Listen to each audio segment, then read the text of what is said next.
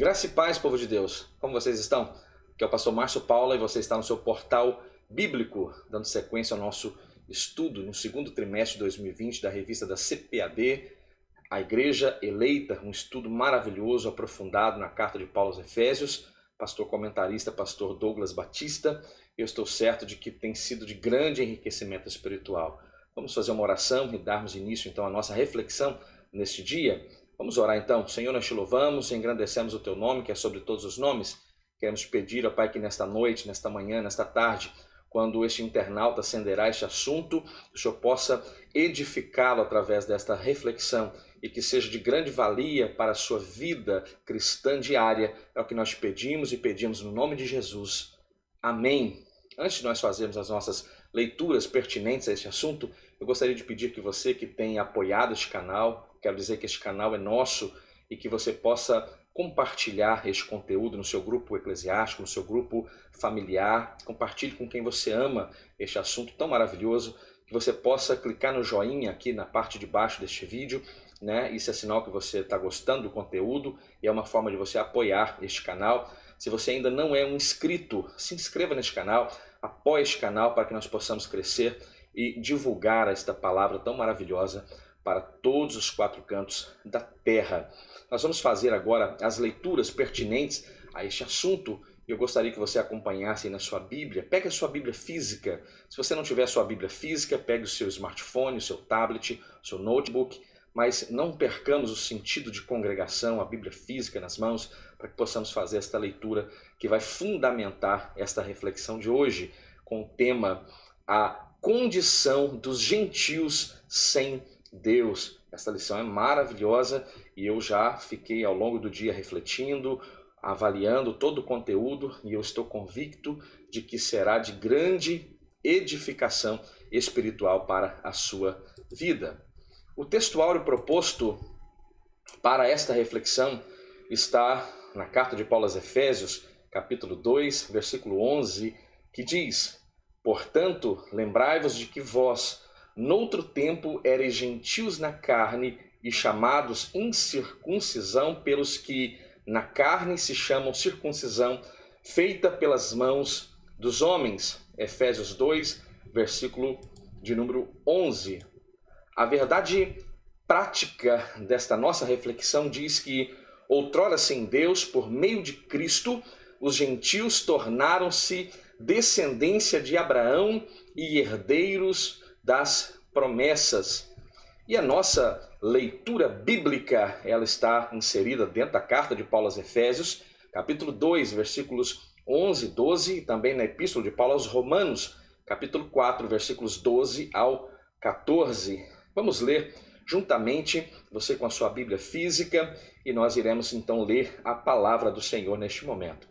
Portanto, lembrai-vos de que vós, noutro tempo, ereis gentios na carne, chamados incircuncisão pelos que na carne se chamam circuncisão, feita pela mão de homens.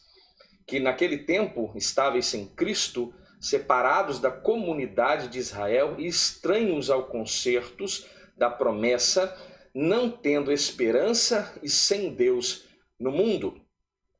Romanos 4, versículos 12 ao 14 diz: E fosse pai da circuncisão, daqueles que não somente são da circuncisão, mas que também andam nas pisadas daquela fé que teve nosso pai Abraão, que tivera na incircuncisão. Porque a promessa de que havia de ser herdeiro do mundo não foi feita pela lei a Abraão, ou a sua posteridade, mas pela justiça da fé.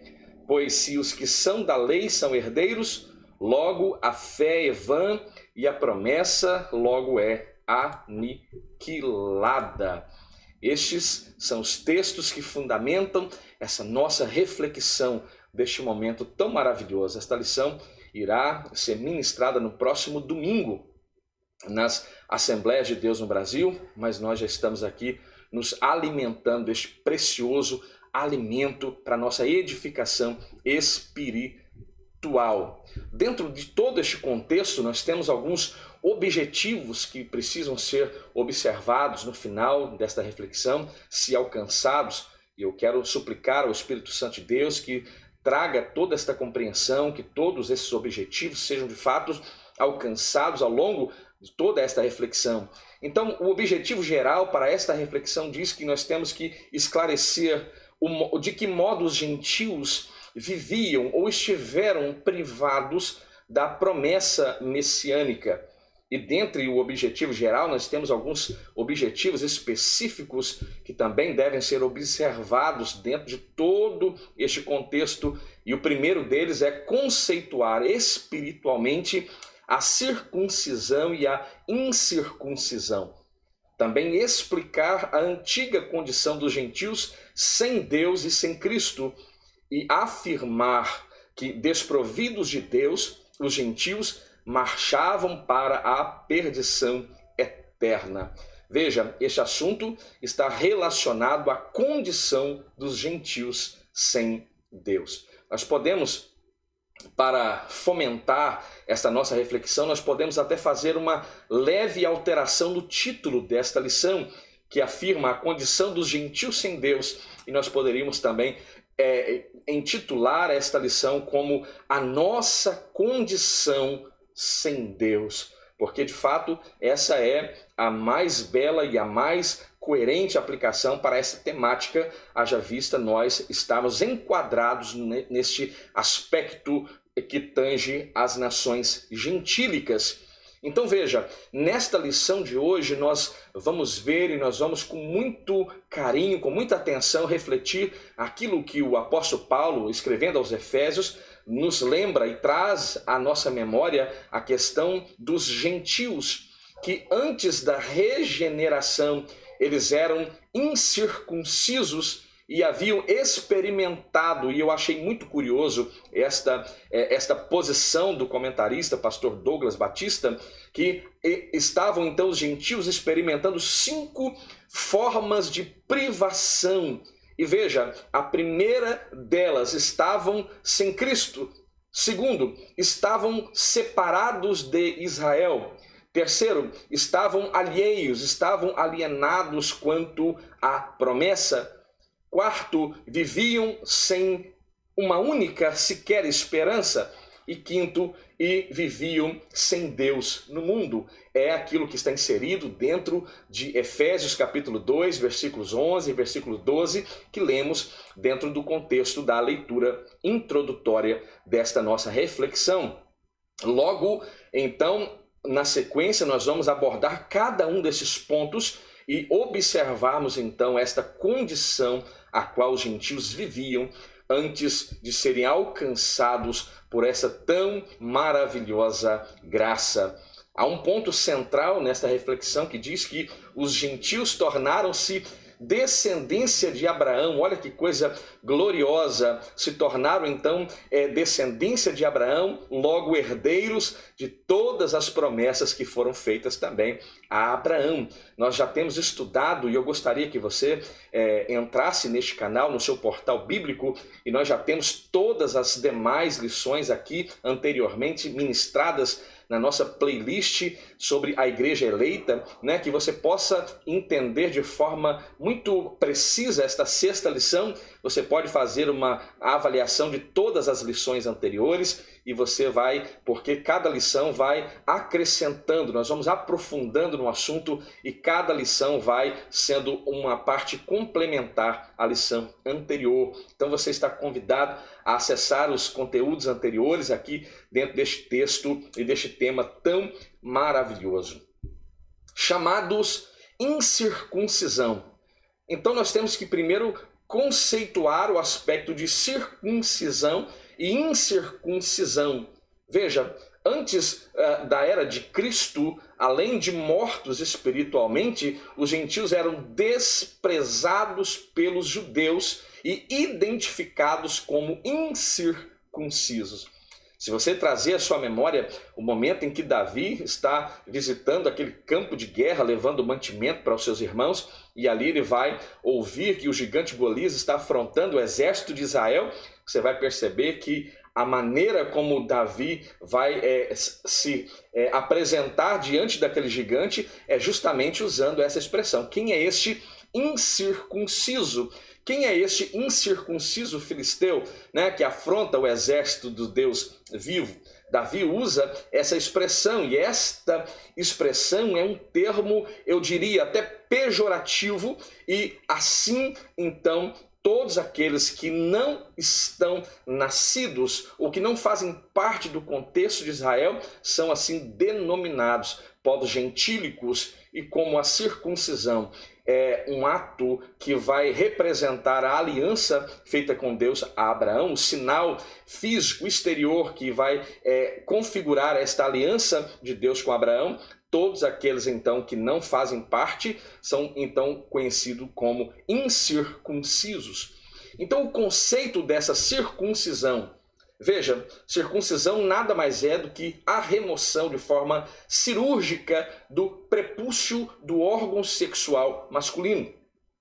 Era prescrito na lei como um sinal externo, como eu já disse anteriormente, um sinal externo de quem pertencia ao povo da aliança, que esta aliança, ora, era feita com Deus. Em Gênesis capítulo 17, nos versos 10 e no verso 11, eu gostaria de ler aqui este texto para você, diz que esta é a minha aliança que guardareis entre mim e vós, e a tua descendência depois de ti, que todo homem entre vós será circuncidado, e circuncidareis a carne do vosso prepúcio, e isto será por sinal de aliança, ou da aliança entre mim e vós.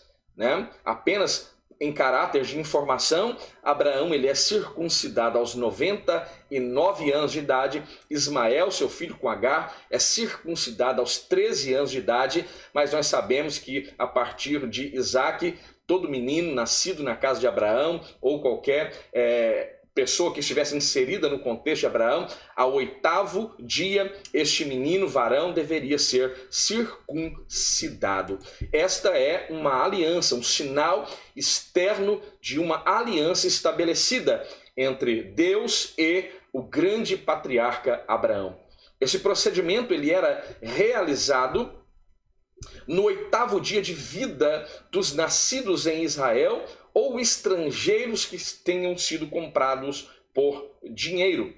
Quem não era circuncidado, então, era tido como incircunciso e alheio, portanto, fora, excluído do contexto da aliança feita com Deus a Abraão. É aquilo que está inserido em Gênesis, capítulo 17, versículo 14, que eu também gostaria de ler para os irmãos, que diz: e o homem incircunciso, cuja carne do prepúcio não estiver circuncidada, aquela alma será eliminada do meio do seu povo. Quebrou, pois, a minha aliança. Veja, esta atitude, este ato da circuncisão era algo muito importante dentro do contexto de Israel. Nós vamos observar que toda aquela geração que saiu do Egito, né, e que morreram caminhando pelo deserto, agora toda aquela nova geração, nós vamos ver na época de Josué, eles sendo circuncidados, porque esta observância não havia sido cumprida pelo povo de Israel. Então a circuncisão tornou-se um sinal que distinguia os judeus dos demais povos gentílicos. Agora, o significado religioso da circuncisão, e é muito importante que nós compreendamos o aspecto físico da circuncisão, e eu creio que já ficou bem claro o que é a circuncisão, a remoção cirúrgica do prepúcio do órgão masculino. Então, fisicamente, nós já identificamos o que é então o indivíduo circuncidado e o que não é circuncidado, mas há também a necessidade de que compreendamos aquilo que também está atrelado à circuncisão no aspecto religioso. O seu significado, então, religioso aponta para a santificação. Veja, como a corrupção e as práticas idólatras estavam fortemente relacionadas com a sexualidade depravada, a circuncisão simbolizava então a aliança de purificação requerida por Deus ao povo escolhido. Paulo escrevendo aos Gálatas, capítulo 5, versículo 19, que é um texto que eu gostaria também de ler com os irmãos, dá a introdução quando Paulo está falando a respeito das obras da carne. E veja, quando o apóstolo Paulo está escrevendo, ele diz de forma clara, porque as obras da carne são manifestas, as quais são... E nesta primeira apresentação da manifestação, ou como se manifestam as obras da carne, todas elas têm um cunho relacionado à área sexual. Adultério, fornicação, impureza e a lascívia. Tudo isso inserido dentro do contexto de obras da carne. Veja que é interessante que quando nós trazemos à nossa memória, por exemplo, Balaão, contratado por Balaque para amaldiçoar o povo de Deus. E ele não teve êxito. Todas as vezes que ele tentava amaldiçoar o povo de Israel, apenas palavras de bênçãos vinham aos seus lábios. Mas veja que, à luz da Bíblia Sagrada, ele não tendo êxito no seu propósito de amaldiçoar verbalmente o povo de Deus, porque veja, Deus havia abençoado o seu povo, e o próprio Balaão ele vai destacar este aspecto. Ora, como amaldiçoar aquele a quem Deus abençoou? Mas veja, mesmo não podendo amaldiçoar o povo de Israel, nós vamos perceber que Balaão vai instruir a Balaque uma ferramenta, um meio para que o povo de Israel fosse agora sujeito às suas vontades, às suas paixões, e se entregasse então à idolatria e toda a imoralidade sexual. É aquilo que está lá no livro do Apocalipse, capítulo 2, versículo 14, quando escrevendo aquela carta direcionada à igreja de Pérgamo, João, inspirado pelo Espírito Santo de Deus, ele vai simplesmente dizer que havia algo contra a igreja de Pérgamo, e nada mais era porque lá tem os que seguem a doutrina de Balaão, o qual ensinava Balaque a lançar tropeço diante dos filhos de Israel, para que comessem dos sacrifícios e também se prostituíssem. E nós conhecemos a palavra de Deus, nós sabemos o prejuízo que esta instrução de Balaão fez com que caísse sobre o povo de Israel no meio daquele deserto. Veja, então é compreensível quando nós entendemos o contexto da circuncisão, quando nós olhamos justamente para esta realidade de santificação no que tange as questões relacionadas à nossa carne, às inclinações da nossa carne. Era algo tão sério que os judeus, esse relacionamento entre judeus e povos gentílicos, circuncisos e incircuncisos, era tão sério, era tão grave, que os judeus se recusavam até mesmo a se alimentar, a comer, a sentar-se à mesa com aqueles que eram então chamados de incircuncisos.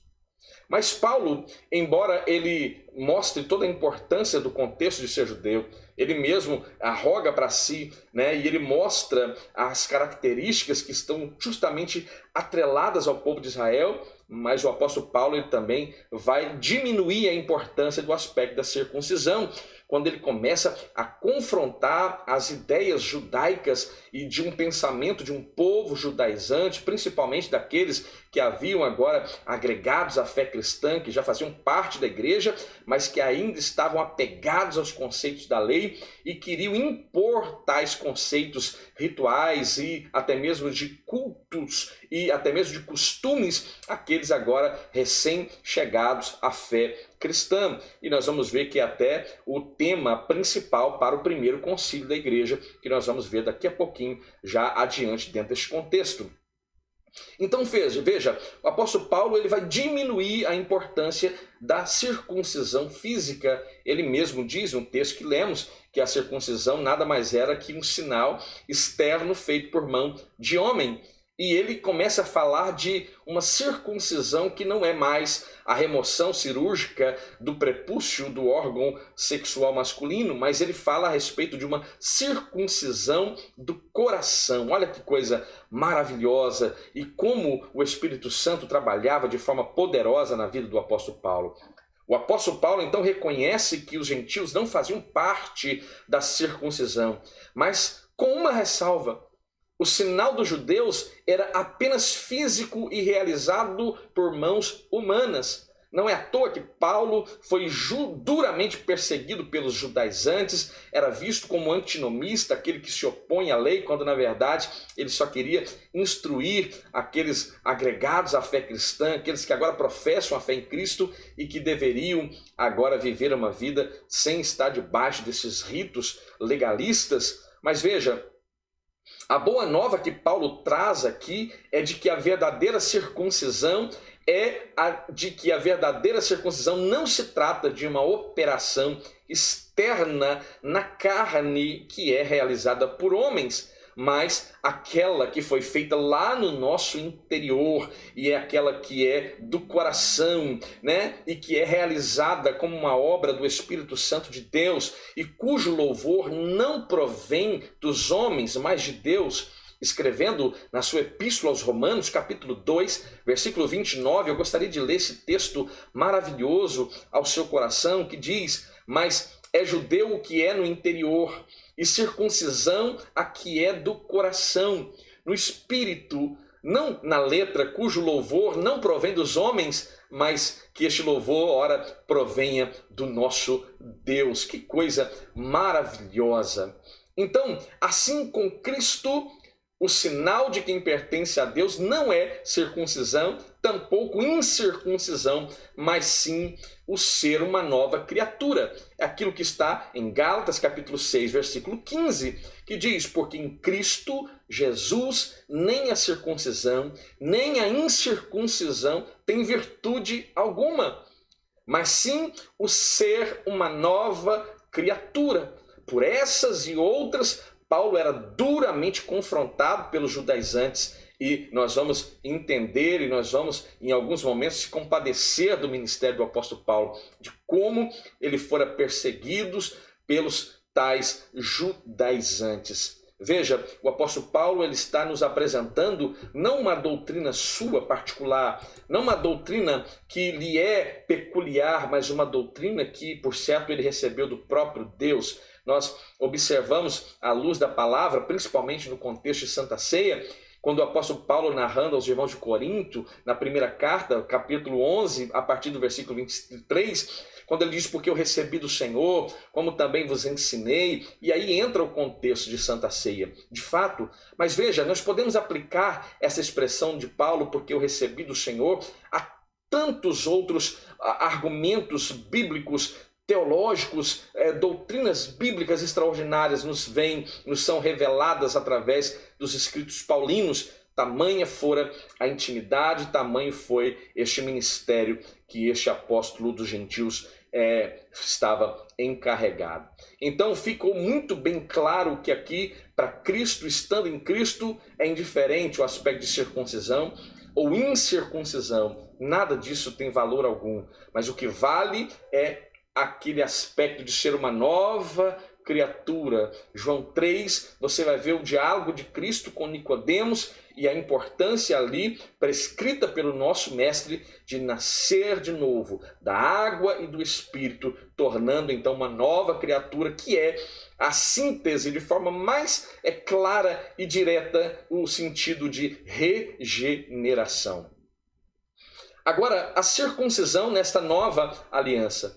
O assunto circuncisão gerava e gerou, muitas discussões acaloradas entre judeus e gentios. Se você abrir a sua Bíblia aí em Filipenses capítulo 3, versículo 2, e eu gostaria de ler o 2 e o 3, diz dessa forma: guardai-vos dos cães, guardai-vos dos maus obreiros, guardai-vos da circuncisão. Ora, o apóstolo Paulo coloca, agora inspirado pelo Espírito Santo, que você deve se guardar da circuncisão. Porque a circuncisão somos nós, que servimos a Deus em espírito e nos gloriamos em Jesus Cristo e não confiamos na carne. O apóstolo Paulo ele traz uma nova dimensão, uma nova compreensão para este discurso tão acalorado a respeito da circuncisão. Em Antioquia da Síria, a questão ganhou tanta grandeza e uma dimensão tão intensa que provocou debates e acalorados e culminou naquele que seria o primeiro concílio da igreja em Jerusalém, quando nós lemos em Atos capítulo 15. A deliberação dos apóstolos sobre o assunto, sob a orientação do Espírito Santo, passou a enfatizar agora aspectos da nova aliança. A circuncisão somos nós, que servimos a Deus no Espírito e nos gloriamos em Jesus Cristo e não confiamos na carne, que é o texto de Filipenses 3, versículos 3, que lemos agora há poucos minutos atrás. Mas veja, existem alguns textos que estão inseridos dentro de Atos 15 que eu gostaria de compartilhar com os irmãos para que haja uma boa compreensão daquilo que fundamentou, que exigiu este primeiro concílio, né? Como este concílio foi acontecendo, as palavras de Pedro, as palavras de Tiago, meio irmão de Jesus, que por certo liderava a igreja em Jerusalém naquela ocasião, e o resultado que é agora nos apresentado como os decretos apostólicos e que deveria ser apresentado, que foi, por certo, redigidas cartas e que motivou talvez a segunda viagem missionária, onde esses assuntos decididos nesse concílio eram apresentados às igrejas. Então eu gostaria de ler com os irmãos alguns textos aqui de Atos capítulo 15, e eu gostaria de ler o primeiro versículo de número 5, que diz: e esta é talvez a motivação geral do que motivou este primeiro concílio em Jerusalém. Atos 15, versículo 5. Alguns, porém, da seita dos fariseus, que tinham crido, se levantaram dizendo que era necessário circuncidá-los, ou seja, aqueles que estavam aceitando a Cristo, professando a fé em Cristo, por entendimento desses fariseus, eles deveriam ser circuncidados e eles deveriam também guardar a lei de Moisés.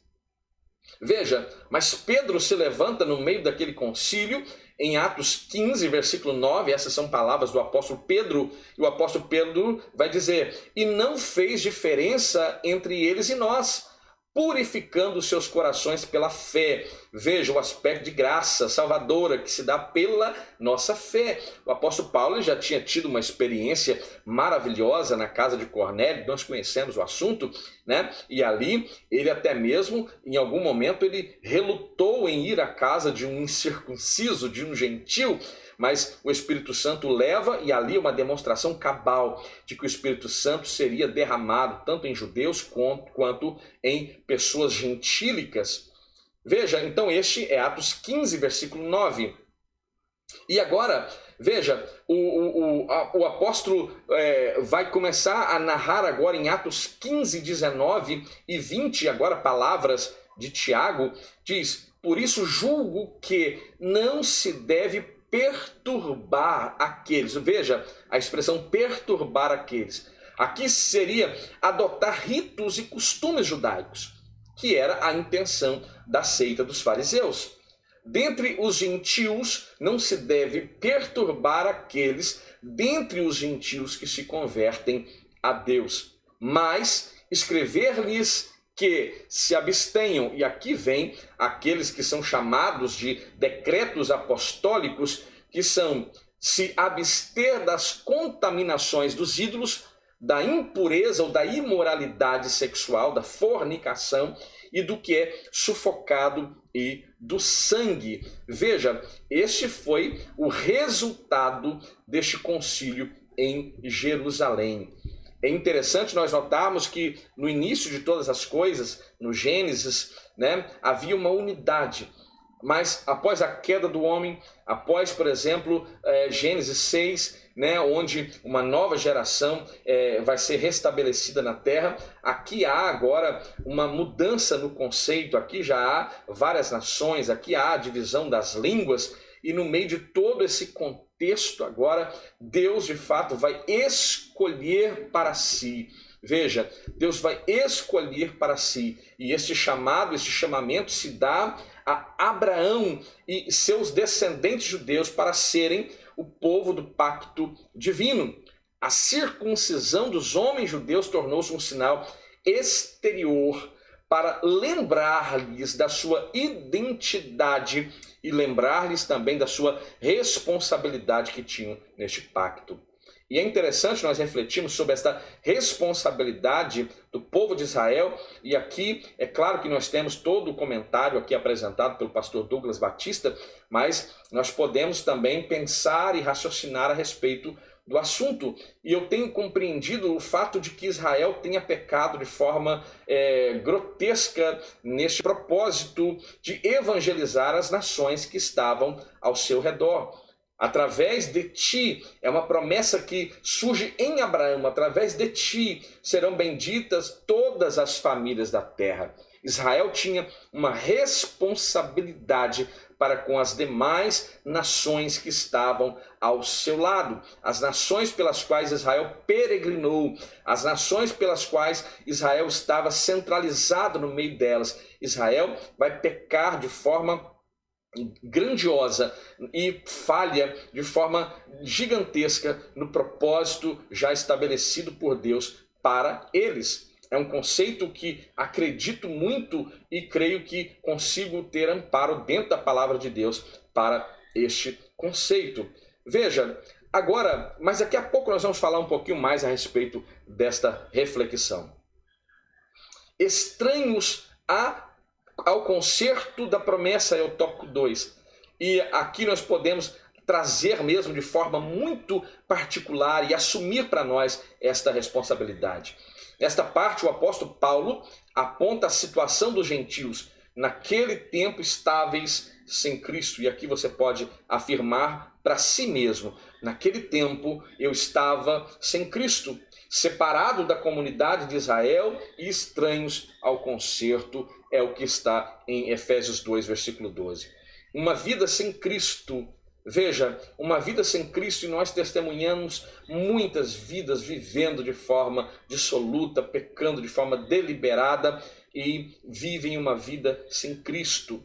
A nossa função como igreja de evangelizar, de alcançar, nós aprendemos aqui com Israel. Se Israel peca no aspecto de evangelizar as nações que estavam ao seu redor, que nós aprendamos então com Israel a não ignorar o nosso chamado, a nossa vocação, e que nós possamos cumprir então esta vocação que o Senhor nos delega. Então veja, ao descrever a história passada dos povos gentílicos, ou dos gentios de forma geral, o apóstolo traz à memória que naquele tempo, isto é, antes do aspecto da regeneração, eles viviam imersos no paganismo e, portanto, sem Cristo. Isso indica que a religiosidade dos gentios era incapaz de inseri-los na promessa messiânica de salvação.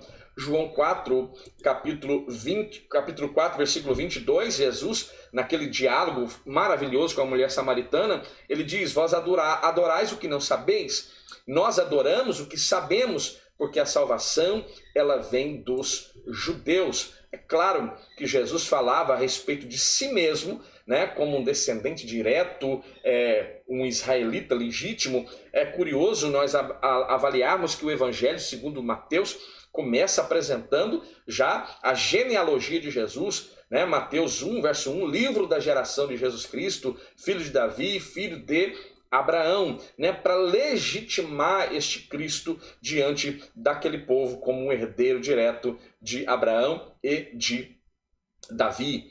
Também significa que eles desconheciam a Cristo, como também eram indiferentes às promessas acerca dele e a respeito de sua obra. E aqui, mais uma vez, quando eu leio este comentário, o meu coração arde pela responsabilidade que Israel não teve em alcançar as nações que estavam ao seu redor.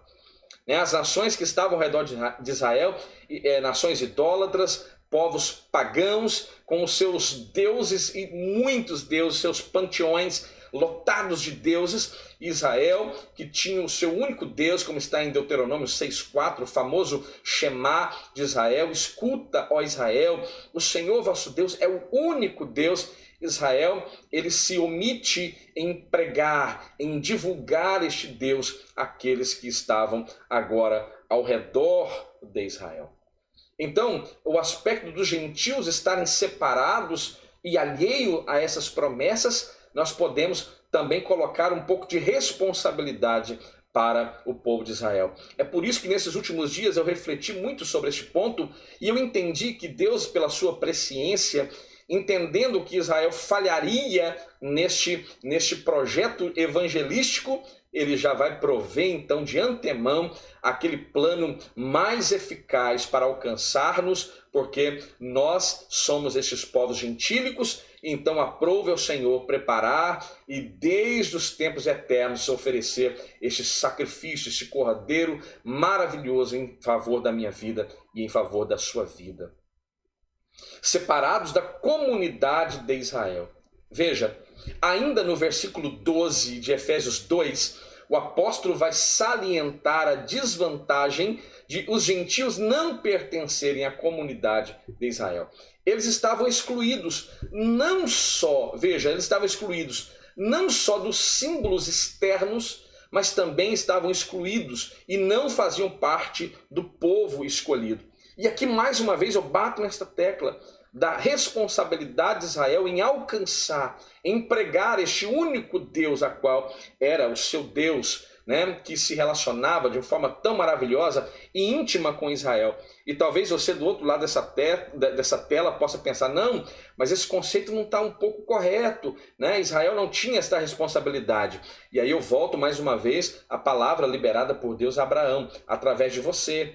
Serão benditas todas as famílias da terra. É claro que isso aponta para a vida de Jesus Cristo, mas também aponta para a geração de Abraão, de Isaac, Jacó e de Israel como um todo. Eles falham no projeto de alcançar as nações. E isso é tão claro que em alguns momentos da história de Israel, nós vamos ver, por exemplo, personagens que estão fora do contexto de Israel e que passam a se tornar parte do plano de Deus, pessoas que passam a figurar dentro da genealogia do próprio Senhor e Salvador Jesus Cristo. E eu quero citar aqui pelo menos uma dessas pessoas, que é uma pessoa chamada Ruth. Nós vamos ver Noemi saindo de Belém de Judá por causa de uma grande fome que havia no tempo dos juízes, e ela vai sair com a sua família, com seu marido Elimeleque, seus filhos Malom, Quilion, e vão para as terras de Moabe. Ali nós vamos perceber que ela perde o marido, ela perde os filhos, mas ela consegue ganhar, ela consegue talvez através do seu testemunho pessoal, através da pregação a respeito deste Deus, né, ela consegue alcançar a vida de Ruth. Isso é uma verdade bíblica, porque nós entendemos à luz da Bíblia que Ruth, uma mulher moabita que não poderia se relacionar com Israel, ela agora vai compreender a sua situação miserável, né, vivendo no meio de uma nação pecadora, no meio de uma nação promíscua, com os seus deuses pagãos. Ela vai compreender e ela vai entender que ela só poderia ter uma mudança drástica na sua vida a partir do momento que ela começasse a professar a sua fé em um outro Deus. E qual seria este Deus? Ora, o único Deus verdadeiro, capaz de mudar a vida do indivíduo. E este Deus vai transformar a vida de Ruth, de modo que Ruth vai dizer para Noemi, olha, você para de insistir para que eu te deixe, porque aonde você for, eu vou com você. Aonde você parar de noite para dormir, eu vou pousar ali do seu lado e vou dormir do seu lado. Não insista para que eu volte. Porque a partir de hoje o teu povo será o meu povo. E veja, é importante ela arrogar para si o fato de ser povo. Porque eu só posso atrair para mim o Deus daquela nação sendo nação. Então primeiro eu atraio para mim a ideia de que eu faço parte desse povo. Logo eu tenho direito a ter este Deus como meu Deus. Então o teu povo é o meu povo e o teu Deus é o meu Deus. Então nós vemos claramente que há uma conversão na vida de Ruth. Você pode comentar aí nos comentários deste vídeo se você concorda ou não com esse argumento, mas eu creio que seja um argumento bíblico e que nós consigamos fundamentar bem essa ideia à luz de toda a palavra de Deus. Comente aí se você concorda e nós vamos entender também à luz da Bíblia de outros personagens. O próprio Jetro, ele aceitou a este Deus, o Deus de Moisés, através do testemunho de Moisés de todos os feitos que o Senhor havia realizado.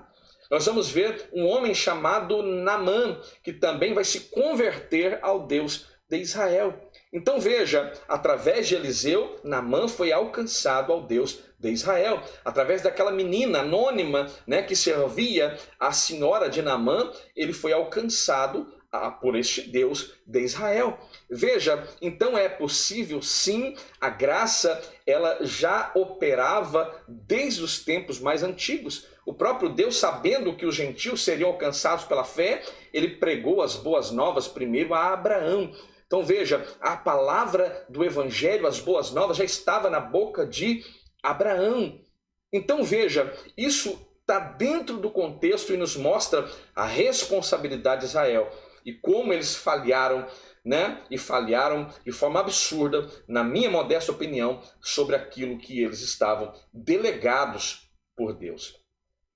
Então, essa constatação cruel de que a era de que Deus não se tinha revelado aos gentios, a gente precisa avaliar com muita cautela para não formar uma opinião muito direta, somente a partir daquilo que lemos, mas que nós leiamos a Bíblia, entendamos quem é Deus e compreendamos o seu plano como um todo, né? Então, nessa perspectiva, a lei e as promessas pertenciam somente aos judeus. E deste modo os gentios estavam fora do alcance das bênçãos prometidas a Abraão, Isaque e Jacó. E nós já falamos aqui que poderiam ser alcançados já há mais tempo, né? Talvez os povos gentios serem atraídos em massa, como nós temos nos dias atuais, talvez tenha sido até um tanto quanto tardia.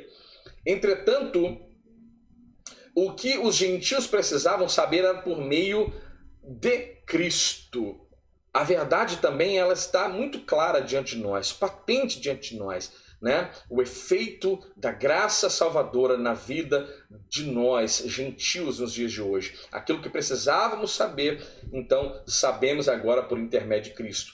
Eles também se tornariam descendência de Abraão. Gálatas 3, versículo 29 vai nos dizer: e se sois de Cristo, então sois descendência de Abraão e herdeiros conforme a promessa.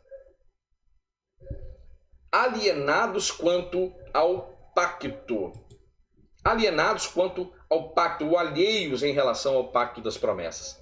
Uma vez separados da comunidade de Israel, os gentios então desconheciam totalmente os vários pactos que Deus estabelecera com os patriarcas de Israel. Esses pactos giravam em torno da grande promessa do advento do Messias, e dentre eles nós temos o pacto abraâmico, né? Sai da sua terra, sai do meio da sua parentela, vai para uma terra que eu te mostrarei. Este pacto abraâmico eu gosto de sintetizá-lo como um pacto relacionado a uma herança terrena, né? O pacto mosaico, aquilo que podemos depreender de Deuteronômio capítulo 28, que são as bênçãos do Senhor mediante a obediência, e o pacto que é chamado, ou aliança davídica, que claramente se vê relacionando-se ao governo, e este governo eterno, esta dinastia que jamais sairia das linhagens de Davi, e que nós sabemos que se configurará e terá cumprimento pleno esta aliança no governo milenial de Cristo, haja visto Cristo ser um descendente terreno direto de Davi. Esses pactos eram reiterações da promessa messiânica, tudo apontava para Cristo. A palavra de Deus, ela aponta para Cristo, ela fala de Cristo, nos apresenta Cristo, nos dá ferramentas para alcançar a este Cristo. Os gentios não tinham noção deles e, por conseguinte, estavam alheios de qualquer promessa ou esperança messiânica. Agora, uma vez regenerados em Cristo, é revelada a grandeza do amor divino, de alheios ou alienados da promessa por meio do sangue de Jesus. Os gentios tornaram herdeiros desta maravilhosa promessa, como nós lemos em Gálatas 3, versículo 29. Veja, este assunto ele é maravilhoso. Veja, este assunto ele é enriquecedor e a minha alma se alegra. Louvado seja o nome do Senhor pela oportunidade que Ele me concede, que Ele te concede, para que sejamos ministrados por essa palavra tão maravilhosa. Se inscreva neste canal, abençoe este canal, compartilhando com seus amigos, né? Vamos fazer com que esse canal cresça para que a palavra de Deus também chegue, né, a inúmeras outras pessoas que possam ser abençoadas por este conteúdo tão maravilhoso. Então, veja, compreender todos esses aspectos de como estava a condição, a nossa condição sem Cristo, né? Porque a condição do gentio sem Cristo fala da minha natureza sem Cristo, da sua condição, da sua natureza sem Cristo. Os gentios estavam totalmente fora da comunidade do povo de Deus, com exceção de alguns prosélitos. E aqui eu até fiz uma observação: um prosélito nada mais é do que um convertido à fé judaica ou à religião judaica.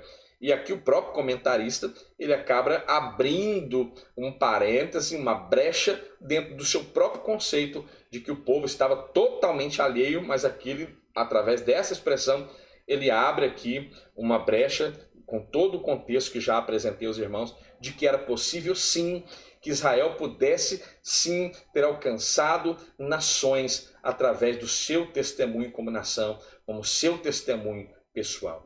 Israel, que deveria influenciar as nações, era influenciada pelas nações. Aprenda isso. Nós somos chamados para influenciar e não sermos influenciados.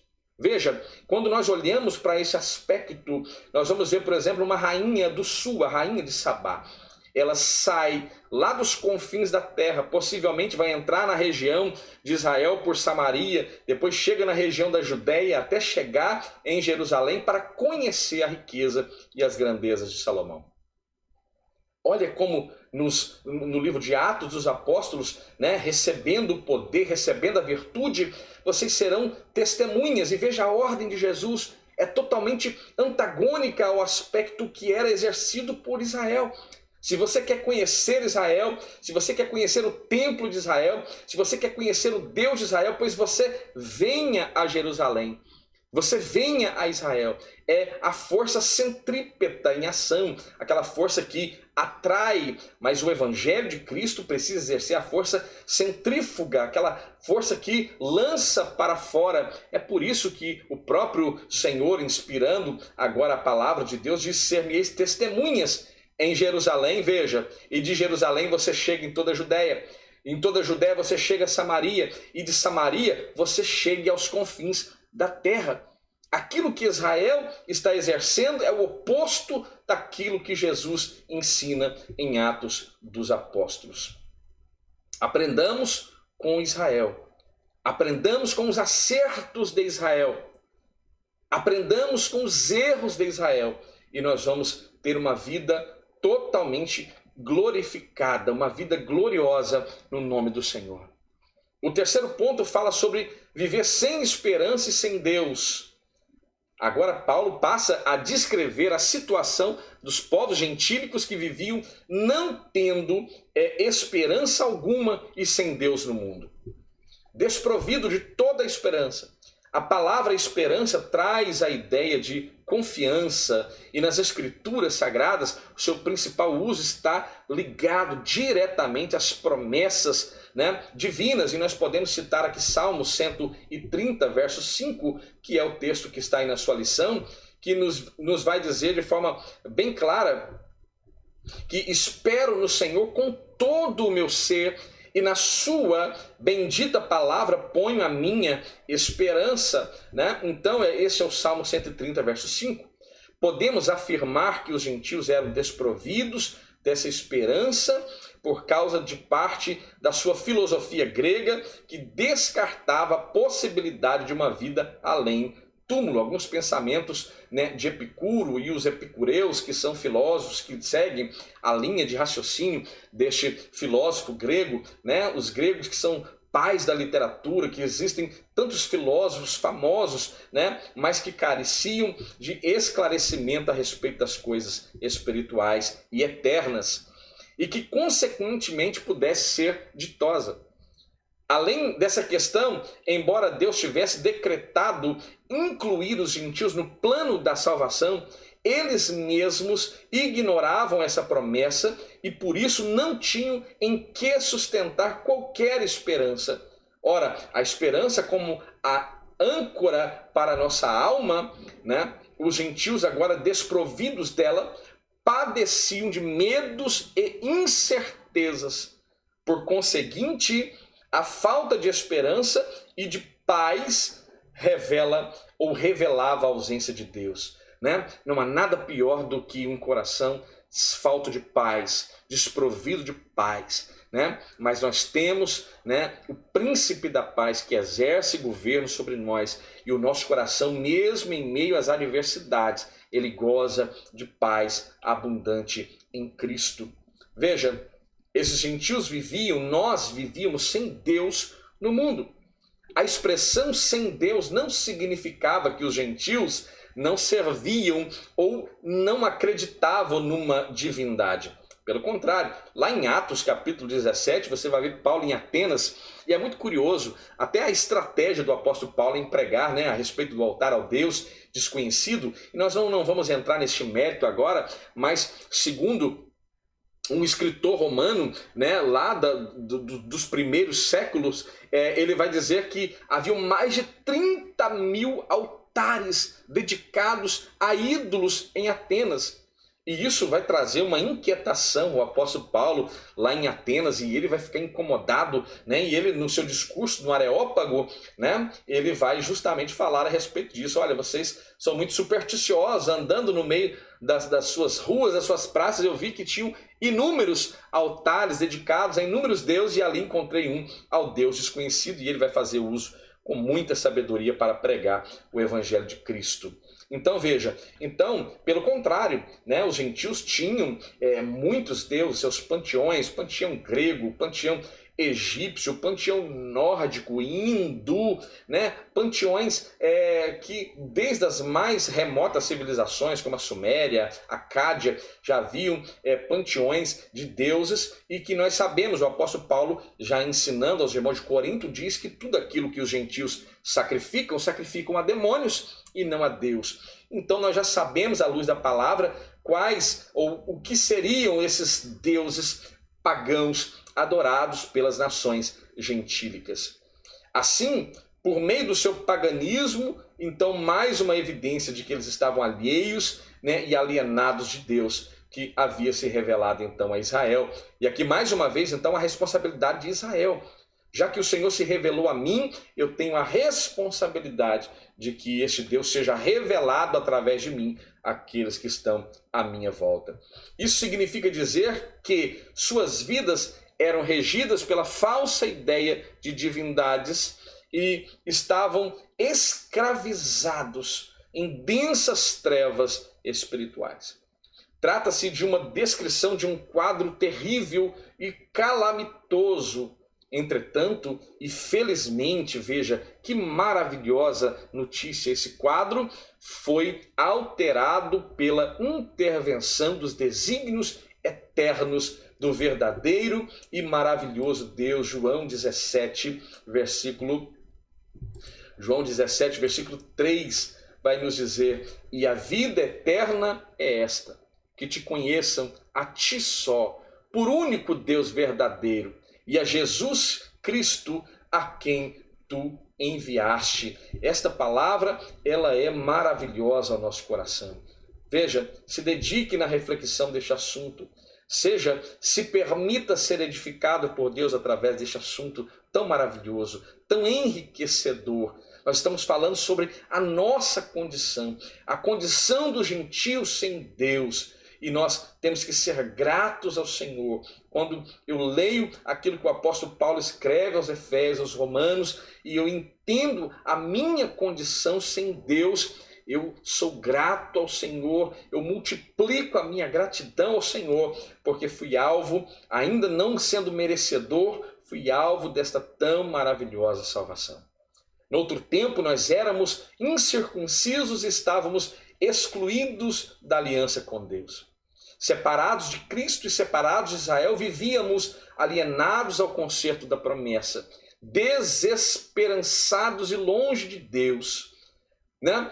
Um dia, porém, a magnitude do amor divino circuncidou, agora não mais de forma cirúrgica, e removeu o prepúcio dos órgãos masculinos, mas o Senhor circuncidou pelo seu grande e maravilhoso amor os nossos corações, aproximou-nos de Cristo e de Israel, incluiu-nos na esperança da promessa e revelou a nós o único e verdadeiro Deus. Bendito seja o seu santo nome para todo o sempre. Que palavra maravilhosa ao nosso coração. Eu quero pedir que o Espírito Santo possa aplicar esta palavra com mais veemência ao seu coração, que você seja ricamente abençoado através desta reflexão. Senhor, eu te louvo por este momento sublime e te louvo porque o teu Espírito continuará aplicando esta palavra a nossos corações. É aquilo que eu creio e assim eu lhe peço, no nome de Jesus. Que você possa ser abençoado por este conteúdo. Mais uma vez eu te peço, se inscreva neste canal, compartilhe, dê um joinha, como sinal que você gostou deste conteúdo, como um apoio ao canal, que o Senhor possa abençoar a sua vida. Fiquem bem, fiquem em paz e até a próxima.